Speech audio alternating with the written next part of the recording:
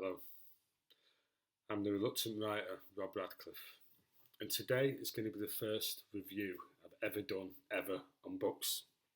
In my previous video, I mentioned how reviews don't really matter, but then I thought, should I try and do one? The book I'm going to be reviewing is the most popular book of all time, the bestseller since forever. No, not Harry Potter or the Da Vinci Code. This one's outsold it by millions and millions, and it's the Bible. Now, I haven't read the Bible before.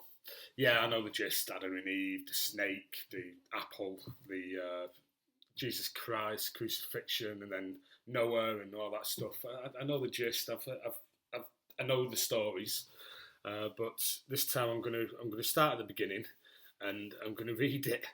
I don't know how much of a page turner it is, but there is a lot of pages, all tracing paper, thin, with a font so small. They should have done a sequel. It's the marketing man in charge of putting the Bible out back in the day. He should have thought, hang on a minute, it's a bit hefty, and the writing's really small. Should we not just split it up? Do a trilogy. Trilogies sell like hotcakes. He didn't do it though. It's one book, the Bible. So in researching this, I went out and got myself a Bible from a charity shop.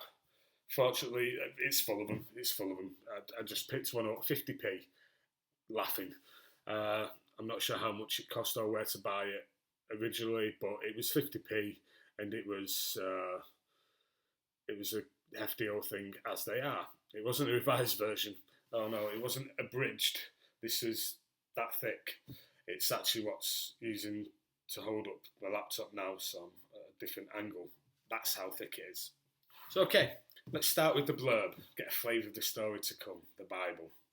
There isn't one. That's great. Jesus. I mean, no, not Jesus. Well, actually, it's not blasphemy in this. Yeah, Jesus. He's the main character, isn't he? I haven't started reading it. I assume he's the main character because I've heard of him. So yeah, when I swear, when I say, oh God, or Jesus Christ, I'm just referring to characters of this book. So if I swear during this, or blasphemy,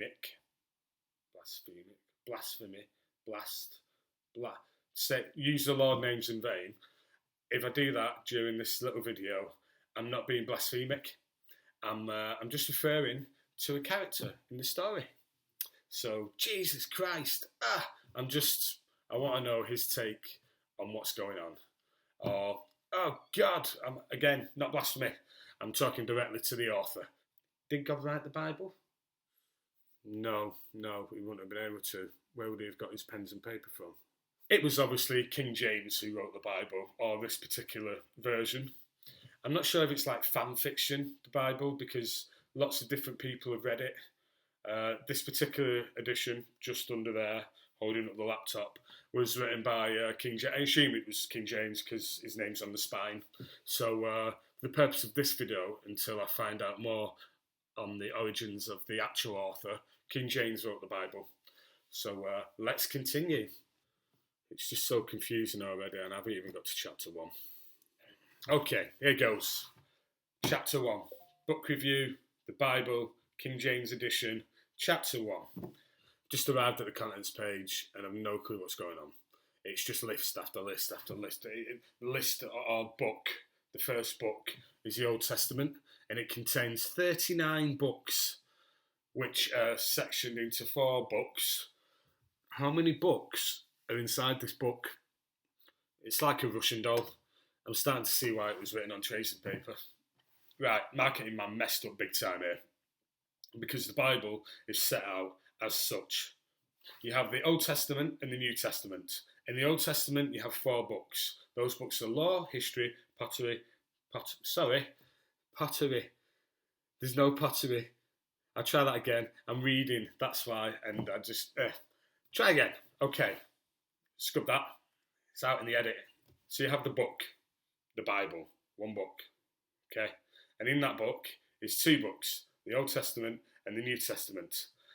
In the Old Testament, you have 4 books. Those books are law, history, poetry, not pottery, poetry and prophecy. And within each of these books are more books. Make sense? No, of course it doesn't. This is like a literary Rubik's Cube played in the dark with a blindfold on, with a black light over it. I just don't understand what's going on. I haven't even started reading it, and already the contents page has baffled me. You've got books within books within books within books. Right. Anyway, onwards and upwards. The marketing man should have released these separately. This is a cash cow that would have just kept on moving. Book review. The Bible, King James Edition, Book 1, Genesis, of Book 1, Law, of Book 1, Old Testament. Okay. And people wonder why there's atheists in the world. Clearly they prefer a simpler read.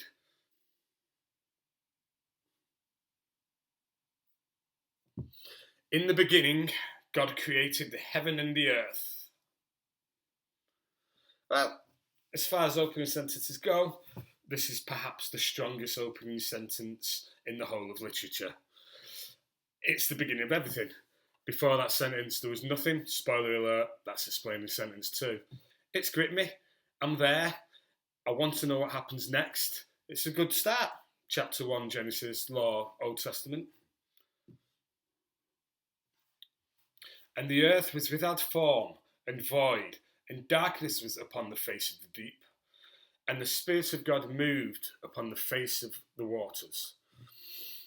Okay, so even though our main protagonist, God, has created everything, he's just starting. He's put that lump of clay down on the potter's wheel, and now he needs to decide what he's going to make. I wonder what God was doing before he created the heaven and the earths. That'd be interesting. Bible, the prequel. They don't mention anything about it. Well, I assume they haven't mentioned anything in the first sentence anyway. Prequel, yeah. Anyway. And God said, let there be light. And there was light. Obviously, he's made heaven and earth, and presumably Jupiter, Saturn, and the rest of them in the dark, but he needs to pay a little more attention to detail now. I'm guessing he could crack on in the dark, if he wanted. So before sentence 3, light wasn't even a thing. And then along comes God and boom, let's get cracking. All in a morning's work. He must have been planning this in his head in the prequel for ages. Imagine inventing the actual essence of light. Is it even something you can imagine? It didn't exist. Well, it does now, so what? Let's crack on. So far, the Bible is getting a 5-star review on Amazon from me. No wonder all those Christians like it. God is kicking ass. And God saw the light, and that it was good. And God divided the light from the darkness. My first response when reading this was, all right, mate, there's doing a good job, and then there's gloating. It's not as if he was copying from someone else's work. Do you know what I mean? He actually invented the essence of light. He didn't see someone else's stuff and think, yeah, I'm going to give that a go, actually. So there was nothing, and now there's light. I'm on Team God. What a great guy. He's doing well. He's separated light from dark, and I think I know where this is heading. Sentence 5. We've only done 5 sentences so far. It's going to take ages, this. This isn't just one review video. I think it's going to have to be a lot of review videos, especially if I'm doing sentence for sentence. Anyway, let's crack on. Sentence 5. And God called the light day, and darkness he called night, and the evening and the morning were the first day. I'm all for calling light day and darkness night. I'm familiar with the concepts. It's what I kind of knew was coming. But the rest seems to be a little bit of over-explaining. We're aware that it's the first day. Day didn't exist in name or concept until right now. You're kind of over-explaining. I'm still on Team God, but maybe an edit's in order. It's not his fault, it's just a character. It's King James's fault. He's the one that wrote it. Never mind though, got to fill the tiny fonted trace and paper doorstopper containing 18,251 books with something, I guess. And God said, let there be a firmament. Sorry. And God said, let there be a firmament in the midst of waters, and let it divide the waters from the waters. Okay, I've got issues here. First, let's attack King James. He uses the word water 3 times in one sentence when the reader wasn't even aware that water was a thing yet. So in the previous sentence, he was over explaining, and now he's leaving out a pretty big invention, namely waters. And what is a firmament? Firmament. What is that? I don't know what that is. I thought reading that it was on about land, that there was land in the middle of the waters which you divide. Having just consulted Google, the firmament mentioned in the Bible. Hang on, I'll put it on screen. In biblical cosmology, the firmament is the vast solid dome created by God on the second day to divide the primal sea called Tihon,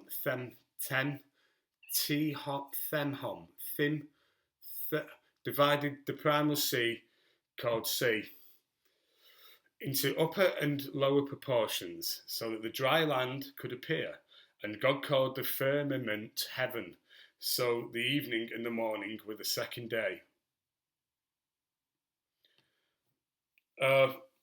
What's going on? Is the land here? Is the firmament land? And why is the firmament also heaven? And why does it then say that the evening and the morning were the second day? As if explaining this makes it fall into place. Sentence 6 was not King James's best. In my opinion, he could have tried harder. Secondly, why does God have to say these things? Is it like a magic spell? Or is he just feeling chatty? He's on a roll, heavens and earth have been made, light and darkness. There's no one to chat to yet. So he's just talking to himself. God knows. God knows. 7. And God made the firmament and divided the waters which are under the firmament from the waters which are above the firmament. And it was so. I literally have no clue what any of this means. So there is water under the heaven land, and he divided it with the water above the... Oh, forget it. It's my brain's about to explode. No point whatsoever. I'm only on sentence 7, and already I feel drained. At least now I know why King James numbered each sentence, so that you could go away, give your head a wobble, try and understand what's going on, and then come back to it and you know where you are. It's going to take ages. It's just going to take... there's 50,000 books in this book, and I'm on book 1, Genesis, book law, book line fucking 7. And God called the firmament... He's still going on about it.